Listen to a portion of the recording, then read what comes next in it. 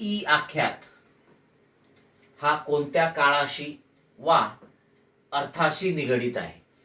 बघा मित्रांनो, आख्यात म्हणजे काय?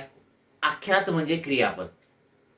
संस्कृतमध्ये क्रियापदालाच आख्यात म्हणतात आणि आख्यात प्रत्यय असतात, कारण हे प्रत्यय क्रियापदाला लागतात आणि क्रियापदाची रूपं तयार होतात.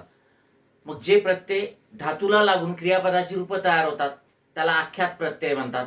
आणि हे आख्यात प्रत्यय 7 आहेत.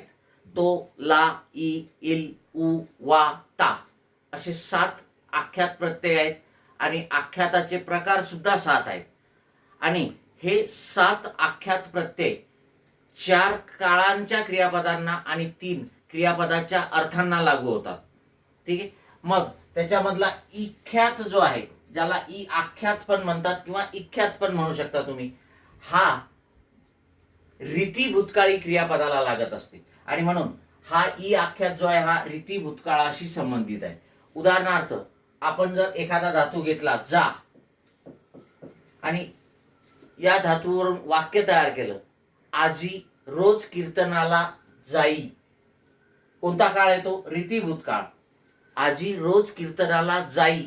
जाई म्हणजे भूतकाळामध्ये ती क्रिया नियमित घडत होती, आता जात नाही किंवा भविष्यात जात नाही, जाई. बरोबर आहे ना? आणि म्हणून ई हा प्रत्यय लागला, मग जाई, खाई, ठीक, अशा प्रकारचे रीती भूतकाळी रूप तयार होतात. ठीक आहे. आणि म्हणून 2 नंबरचा पर्याय हे आपलं उत्तर आहे.